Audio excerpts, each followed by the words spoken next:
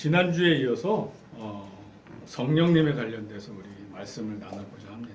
지난주에 우리 성령님의 내주하심에 대해서 이제 배웠는데요. 우리가 입으로 예수님을 구주로 시인하기만 하면 그때부터는 성령님이 우리 안에 내주하신다. 이건 이제 지난주에 배웠고, 근데 이제 성령님에 대해서 이제 내주하심과 또 성령 세례, 또 성령 충만, 이 교단별로 약간의 차이는 있어요. 그런데 제가 이제 보는 관점에서 순복음적인 관점에서 오늘 말씀을 나누고자 합니다. 이 성령 세례는 우리가 읽은 본문에서처럼 오순절 날 처음 제자들이 기도할 때 성령 세례를 받아요. 성령 세례는 일생에 한 번 받는 거예요. 그리고 그 성령 세례와 동일한 의미가 성령 충만이 있어요. 성령 세례를 받고 나면 또 그 다음에 계속 연달아서 성령 충만을 받게 돼요. 근데 처음 받을 때는 그걸 성령 세례라 그래요. 그 오늘 우리 본문에서 읽은 이러한 성령 세례의 사건이, 이 사건에 대해서 구약에서 근거가 있어요. 제가 몇 가지를 제가 알려드릴게요. 그냥 밑도 끝도 없이 갑자기 예수님 부활 승천하신 다음에 기도할 때 성령 세례가 임한 게 아니라 이거에 대해서 다 예언이 있었어요. 몇 가지만 볼게요. 첫 번째 이제 요엘서를 보면 2장 28절로 29절을 보면 이 똑같은 내용을 사도행전 2장 17절로 18절에서 인용을 했어요. 근데 이제 요엘서는 예수님 태어나시기 830년 전쯤에 지어진 책이에요. 그러니까 예수님 태어나기 그 오래전에 이미 이 성령 세례에 대해서 예언이 되어 있었는데 제가 읽어드릴게요. 그 후에 내가, 즉 하나님이죠, 내가 내 영을 만민에게 부어주리니 너희 자녀들이 장래일을 말할 것이며, 예언을 한다는 얘기죠. 너희 늙은이들은 꿈을 꾸며, 저 같은 사람은 또 이런 꿈꾸는 은사를 받았죠. 너희 젊은이들은 이상을 볼 것이며 또는 환상을 볼 것이며 그때 내가 또 내 영을 남종과 여종에게 부어줄 것이며. 그러니까 하나님의 종, 하나님의 말씀을 듣고 따르는 사람들에게 이렇게 하나님의 영이 부어진다고 그랬어요. 자, 그리고 두 번째는 에스겔서 36장 26절로 28절을 보면 또 이런 유사한 말씀이 있는데, 이거는 예수님 태어나기 한 565년 전이에요. 아까는 800여 년 전인데 이건 500여 년 전이에요. 그때 이제 어떤 말씀이 있었냐면, 이제 선지자가, 에스겔 선지자가 이제 다 하나님한테 계시를 받아 적은 내용이에요. 또 새 영을 너희 속에 두고 새 마음을 너희에게 주되 너희 육신에서 굳은 마음을 제거하고 부드러운 마음을 줄 것이며. 그러니까 새 영을 받으면 마음이 부드러워진대요. 마음이 변화가 된대요. 27절, 또 내 영을 너희 속에 두어 너희로 내 율례를 행하게 하리니 너희가 내 규례를 지켜 행할지라. 즉 성령님을 받으면 우리가 하나님이 원하시는 규례, 즉 율법을 지키게 된대요. 가장 중요한 율법이 뭐예요? 하나님 사랑, 이웃 사랑이란 말이에요. 우리가 성령님의 충만함을 받게 되면, 성령 세례를 받게 되면 이러한 하나님 사랑, 이웃 사랑을 할 수 있는 능력이 생기기 시작한다. 아멘. 아멘이에요. 아멘. 할렐루야. 28절, 내가 너희 조상들에게 준 땅에서 너희가 거주하면서 내 백성이 되고 나는 너희 하나님이 되리라. 그러니까 하나님의 종들은 성령 세례를 받고 하나님의 백성이 되는 거예요. 네. 자, 또 세 번째 근거는 누가복음 24장 49절을 보면 예수님께서 승천하시기 전에 하신 말씀이에요. 볼지어다 내가 내 아버지께서 약속하신 것을 너희에게 보내리니 너희는 위로부터 능력을 입혀질 때까지 이 성에 머물라 하시니라. 그러니까 예수님께서 너희들은 여기서 이제 성령님을 성령님의 임재하실 것을 기도하면서 기다리라 이 뜻이에요. 그러면 능력을 받는데요. 무슨 능력? 그거는 요 다음 이제 근거에서 말씀드릴게요.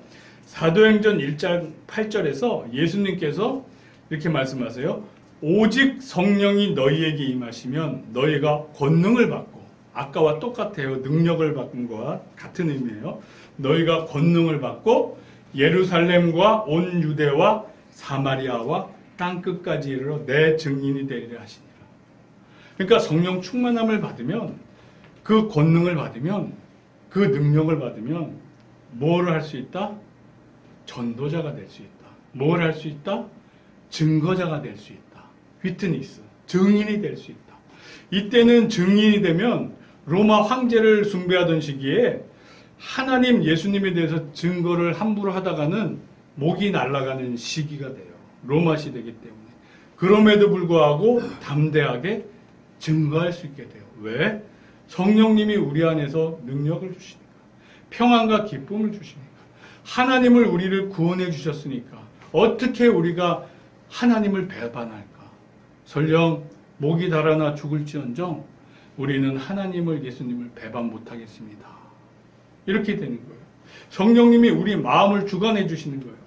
사랑, 희락, 화평, 오래 참음, 자비, 양성, 충성 또는 믿음, 온유, 절제. 그러니까 하나님에 대한 믿음이 생기니까 하나님 말씀을 우리가 배반할 수 없는 거예요. 죽기까지 순종하게 되는 거예요. 누구처럼?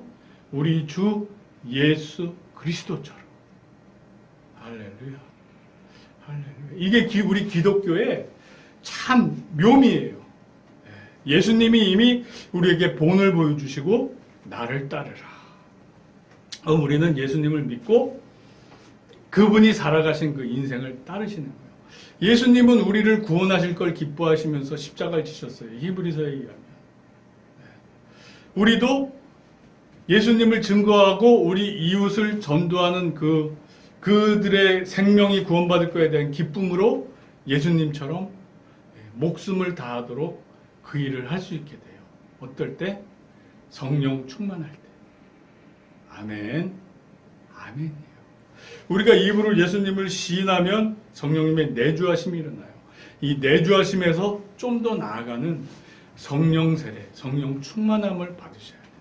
우리가 입으로는 고백하지만 성령 충만함을 받지 못하면, 우리가 능력을 받지 못했기 때문에 이런 강하고 담대한 마음으로 전도하기가 어려워요.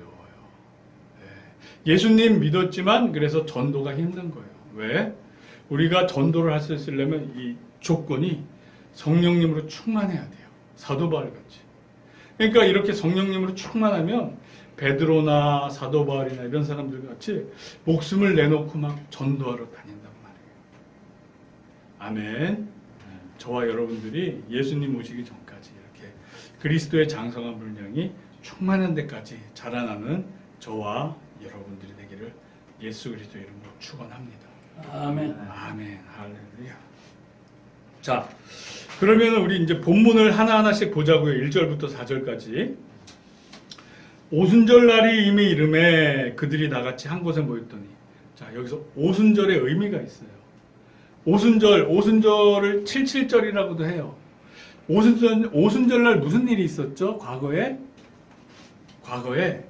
모세가 시내산에 올라가서 율법을 받았어요. 십계명을 받았던 게 오순절이에요.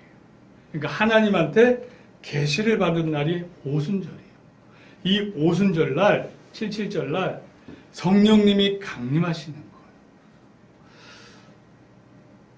그 유대인의 3대 절기가 있어요.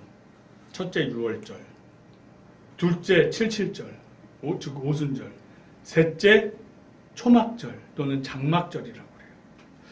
6월절은 뭐 하셨죠? 6월절은 어린 양을 잡아서 피를 이렇게 문설주에 바름으로 애굽에서 장자들이 죽지 않고 다 빠져나올 수 있는 계기가 돼요. 이 6월절 날 예수님께서 십자가에 달려 돌아가셨어요. 그러니까 구약과 신약이 이렇게 의미가 연결돼 있어요. 그리고 오순절, 즉 77절에는 예수님께서 성령님을 보내주신다고 그랬는데 보내주시잖아요. 그리고 마지막 초막절, 장막절 모든 뭐 이렇게 과실을 얻어서 이렇게 장막에 드리는 건데요. 즉 제가 생각하기로 6월절에 예수님 돌아가시고 오순절 성령님 강림하셨으니까 장막절에 예수님이 재림하시지 않을까.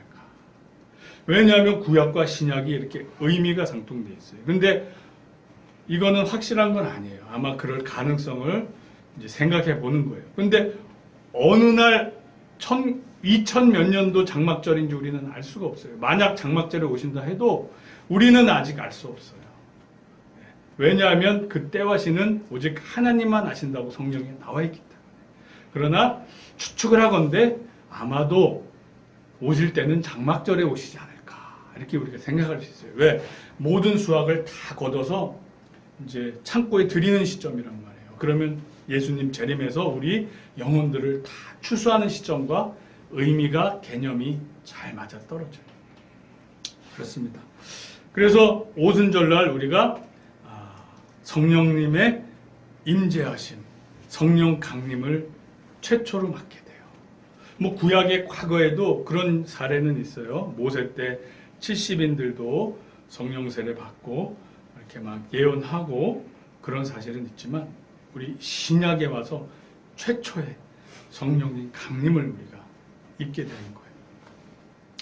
2절 호련히 하늘로부터 급하고 강한 바람 같은 소리. 자, 급하고 강한 바람 요거 잘 기억해 두셔요. 그리고 앉은 온 집에 가득하며 마치 불의 혀처럼 갈라지는 것들. 불의 혀, 이렇게 불이 탈 때 불꽃이 이렇게 혀처럼 움직이잖아요. 그걸 뜻하는 거예요. 막 불꽃이 막 이렇게 타는 것처럼 그들에게 보여 각 사람 위에 하나씩 임하여 있더니. 그러니까 지금 여기서 하나님 임재하실 때 바람 소리와 불꽃이 보였어요. 근데 구약에 하나님이 임재하실 때 이런 역사적 사실이 있어요. 즉, 왜 오순절에 이런 일이 발생했냐 하면 구약을 알고 있는 이스라엘 민족으로 하여금 자, 이제 나 하나님이 임하신다. 이걸 알려주시기 위해서예요. 자, 나 하나님이 임하신다. 이걸 알려주시기 위함이에요. 하나님이 임하신다. 신호를 보내신 다음에 하나님이 오셨어요. 근데 누가 오셨어요? 성령님이 오셨어요. 즉 성삼일체 하나님은 동일하시다는 뜻이에요. 하나님, 예수님, 성령님은 같은 본질이라는 거예요. 자, 구약에서 하나님 나타나실 때 그 말씀을 한번 그럼 찾아보자고요. 열왕기상 19장 11절로 13절에 보면 이거는 엘리야 때 일이에요. 여호와께서 이르시되 너는 나가서 여호와 앞에서 산에 서라 하시더니 여호와께서 지나가시는데 여호와 앞에 크고 강한 바람이 산을 가르고. 그러니까 하나님 오시기 전에 이 크고 강한 바람이 그냥 쫙 나타난 거예요. 산을 가르고 바위를 부수나 바람 가운데 여호와께서 계시지 아니하며. 근데 바람은 막 쫙 해서 막 산을 가르지만 아직 하나님 안 나타나셨어요. 바람 후에 지진이 있으나 지진 가운데 여호와께서 계시지 아니하며. 또 우리 다른 성령 충만 시점에 또 하나님 역사하실 때 지진이 일어나서 옥토가 열리고 막 이런 경우도 있어요. 즉 하나님이 역사하실 때는 이런 지진도 일어나요.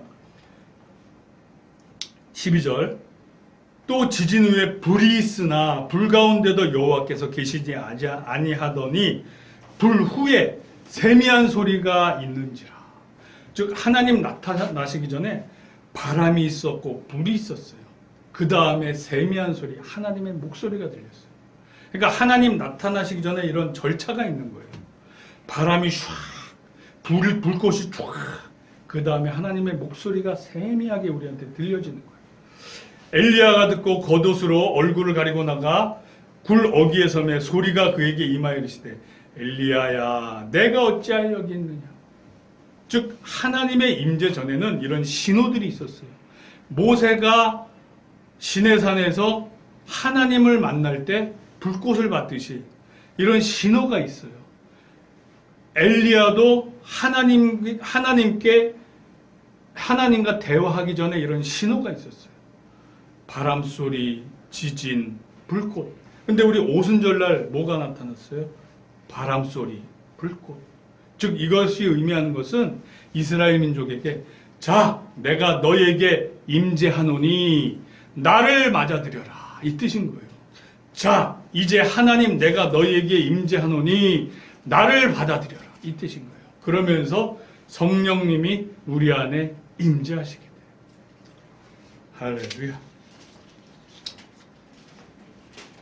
그리고 4절을 보면 그들이 다, 그러니까 하나님이, 성령님이 우리 안에 임재하셨어요. 그들이 다 성령의 충만함을 받고 성령이 말하게 하심을 따라 다른 언어들로 말하기를 시작하니라. 그러니까 하나님이, 성령님이 우리 안에 임재한 증거로 뭐가 나타났어요? 여기서 방언이 나타났어요. 자, 그럼 그 방언을 한번 보자고요. 이 사도행전 2장 8절로 11절을 보면 이 방언 막 세계 각지에서 온 방언을 막 이제 들리게 되는데 그 내용이 이거예요. 우리가 우리 각 사람이 난 곳 방언을 듣게 되는 것이 어찌 됨이냐.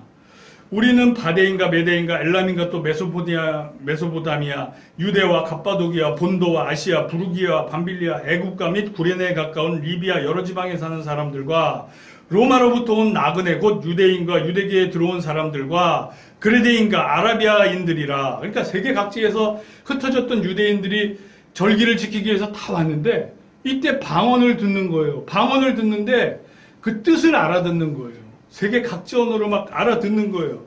그 뭐라 그냥 우리가 다 우리의 각 언어로 하나님의 큰 일을 말함을 듣는도다 하시고. 막 방언 막 세계 각지 언어가 나오는데 들어보니까 이게 하나님의 큰일 말하는 거래요. 하나님의 큰일 말하는 거래요. 분명히 하나님의 큰일은 뭐예요? 예수 그리스도 하나님의 아들이 구세주다. 뭐 이런 걸 뜻하는 거 아니에요. 예수를 믿으면 구원받는다. 너와 내 집이 구원받는다. 이런 큰 하나님의 계획을 아마 들었을 거예요. 하나님의 큰일이니까. 아멘. 아멘. 아멘. 할렐루야. 자, 그러면 이게 뭐예요? 하나님의 계시를 뜻을 말하는 걸 뭐라고 그래요? 다른 말로 우리가 성경에서 예언이라고 그래요. 즉 오순절날 이 제자들이 방언을 하면서 예언을 같이 한 거예요. 하나님의 큰 일에 대해서 말씀하고 있었기 때문에 이 자체가 방언이자 예언이었어요. 할렐루야. 자, 민수기 즉 모세 시대 한번 보자고요. 11장 25절. 여호와께서 구름 가운데 강림하사 모세에게 말씀하시고 그에게 임한 영을 70 장로에게도 임하게 하시니. 왜? 모세가 너무 힘드니까 일을 나눠서 하라고 70 장로에게 하나님의 영이, 성령님이 임하게 됐는데 영이 임하실 때에 그들이 예언을 하다가 다시는 하지 아니하였더라. 즉 하나님이 영이 임하게 되면 어떤 증거가 나타났냐? 예언의 증거가 나타났어요. 구약에도 예언의 증거. 근데 방금 여기 오순절에서 방언과 예언이 같이 나타났어요. 즉 이게 의미하는 것은 바로 우리가 읽은 1절에서 4절의 이 모든 사건, 바람소리가 나고 불꽃이 각 사람 머리 위에 있고 방언을 하면서 예언을 하는 이 모든 일은 이스라엘 사람들에게 하나님이 알려주시는 거예요. 자, 내가 이제 너희에게 임한다. 자, 이제 나 하나님이 너희에게 임한다. 뭘로? 성령님으로 너희 가슴, 마음, 생각 속에 임한다. 이 뜻인 거예요. 아멘.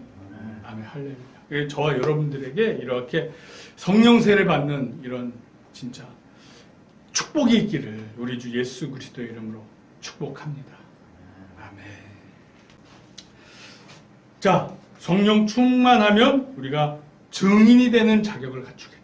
사도행전 1장 8절. 오직 성령이 너에게 임하시면 너희가 권능을 받고 예루살렘과 온 유대와 사마리아 땅끝까지 이르러 내 증인이 되려 하시니라. 저의 사역지는 대한민국 코리아예요. 남북 통일된 코리아예요. 저와 여러분들은 여기서 예수님 잘 믿으시다가 통일되면 또 북한 주민들 이탈자 내지는 북한 주민들까지 우리가 전도할 수 있기를 우리 주 예수 그리스도의 이름으로 축원합니다. 아멘. 오늘 오순절 성령 충만을 체험한 제자들처럼 저와 여러분들이 항상 성령 충만하기를 우리 구주 예수 그리스도의 이름으로 간절히 원하며 축원합니다. 아멘. 아멘.